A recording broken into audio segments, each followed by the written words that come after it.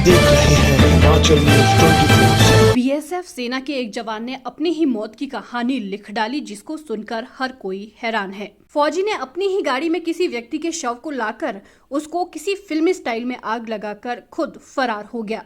ये घटना 29 जून को चंबा जोत मार्ग पर हुई। हालांकि चंबा पुलिस को इस घटना का संदेह था कि इस घटना के पीछे कोई ना कोई ऐसा राज छुपा है और उसी के चलते चंबा पुलिस ने इस पर से पर्दा उठाने का ऐसा जाल बिछाया कि मृतक बीएसएफ फौज के जवान के घर वालों तक इसकी भनक नहीं लगने दी। फौजी को चंबा पुलिस ने बेंगलोर से जाकर गिरफ्तार किया है। इसी को लेकर चंबा पुलिस अधीक्षक अभिषेक यादव ने एक प्रेस वार्ता की और संक्षिप्त में इस बात का खुलासा भी किया। उन्होंने इस घटना के बारे में और क्या क्या कहा, आइए उन्हीं की जुबानी सुनते हैं।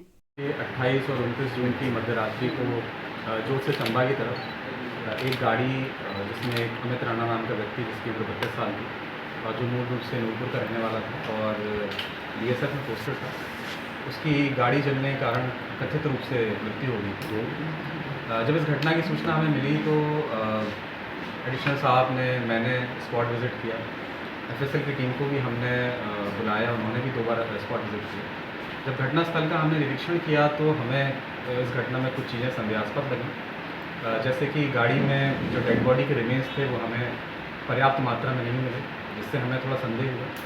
इसके अलावा गाड़ी जिस प्रकार से जली हुई थी, हर तरफ से प्रॉपरली गाड़ी जली हुई थी, जो अक्सर इस तरह की घटनाओं में कम देखने को मिलता है।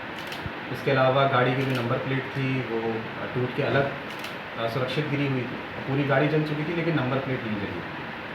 और इसके अलावा जो व्यक्ति इस गाड़ी में कथित रूप से जला, उसका जो मूवमेंट था अपने घर से नूरपुर से चंबा की तरफ, उसको भी जब हमने ट्रैक किया तो हमें मूवमेंट संदिग्ध लगा और व्यक्ति अपने घर नूरपुर से चंबा की तरफ कहकर चला था, लगभग शाम को 4 बजे के करीब। और जब ये घटना हुई तो ये घटना जोत से चंबा की तरफ रात को 1-1:30 बजे के आसपास हुई। और इस बीच व्यक्ति कहाँ रहा, कहाँ गया, इस चीज़ को बिल्कुल संदेह था। हमने व्यक्ति का मूवमेंट ट्रैक करने के लिए नूरपुर से लेकर जोत तक सारे जो सीसीटीवी कैमरे थे उनका गहनता से अध्ययन किया और नूरपुर भी हमने टीम भेजी, वहाँ भी परिजनों से बात की, इसके मित्रों से बात की और लोकल एरिया से ही फीडबैक लिया। और जिस तरह से इन्वेस्टिगेशन चल रही थी, हमें मामले में थोड़ा संदेह लग रहा था और इस वजह से हमने जांच अपनी और तेज़ कर दी और व्यक्ति की फाइनेंशियल ट्रांजैक्शन, उसके बैंक अकाउंट्स, हर तरह की जानकारी हमने एकत्रित की। और इसके साथ ही हमने ये भी कोशिश की कि जोत से चंबा की तरफ रात को जो बसेस चलती हैं उनसे भी हमने पूछताछ शुरू की। तो जब एक बस के ड्राइवर से हमने पूछा कि जिस दिन घटना हुई उस रात कोई व्यक्ति रात को 2 बजे के अराउंड या उसके आसपास बस में तो नहीं चढ़ा, तो हमें ये सूचना मिली कि एक लंबा सा व्यक्ति जिसकी हाइट 6 फीट के अराउंड है, वो रात में उसने बस बोर्ड की। इस सूचना मिलने के बाद हमने चंबा बस स्टैंड पे हमने सीसीटीवी कैमरों को देखा, जहाँ पे ये व्यक्ति जो कथित रूप से 29 मई को गाड़ी में जल के मरा था, इसकी हमें फुटेज देखने को मिली, जिससे हम ये आश्वस्त हो गए कि व्यक्ति जीवित है। इसके बाद हमारा दूसरा चैलेंज ये था कि हम ये पता लगाएं कि व्यक्ति है कहाँ। इसके लिए हमने ये जांच शुरू की कि व्यक्ति के करीबी लोग कौन है, इसके मित्र कौन है, इसका सबसे करीबी मित्र कौन है। तो एक मित्र का हमें इसका पता चला, जिसके बारे में हमने जांच पड़ताल शुरू की तो पता चला कि एक पेशे से ट्रक ड्राइवर है और सदर्न स्टेट्स में जैसे कि कर्नाटका, तमिलनाडु और गुजरात की साइड ये ट्रक चलाता है। और उसी जांच को जब हमने आगे बढ़ाया तो हमें इस बात का भी संदेह हुआ या शक हुआ कि हो ना हो ये जो व्यक्ति कथित रूप से मरा है गाड़ी में जल के, ये भी अपने मित्र के साथ ही है।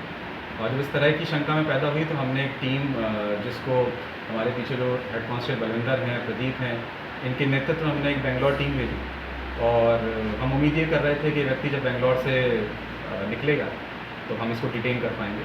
और उम्मीद के मुताबिक ही जब जो कथित रूप से व्यक्ति की मृत्यु हुई थी, वो और उसका दोस्त एक ट्रक में बैठ के बेंगलोर से चेन्नई की तरफ जा रहे थे, तो हमने उनको इंटरसेप्ट किया, इनको रोका और ये व्यक्ति जो कथित रूप से 29 तारीख की रात को जल के मरा था, ये हमें उस ट्रक में मिला। इसके साथ ही इसको पकड़ने के बाद जब हमने इससे पूछताछ शुरू की कि ये इसने अपनी मृत्यु का ड्रामा या ये पूरा खेल क्यों रचा, तो इसने हमें ये बताया कि ये पिछले काफ़ी समय से फाइनेंशियल डिस्ट्रेस में था, आर्थिक तंगी में था और इसने लगभग 40-45 लाख रुपए का लोन ले रखा था, जिस लोन को चुकाने की इसकी क्षमता नहीं थी और पैसा ये उड़ा चुका है। तो इन सब चीज़ों से परेशान होकर इसने अपनी मृत्यु का ये ड्रामा रचा और व्यक्ति को हम बेंगलोर से पकड़ के यहाँ चंबा ले आए और जो भी इसमें कानूनी कार्रवाई बनती है व्यक्ति को उसको सर जो हिमाचल न्यूज 24/7 के लिए चंबा से जितेंद्र मेहरा की रिपोर्ट।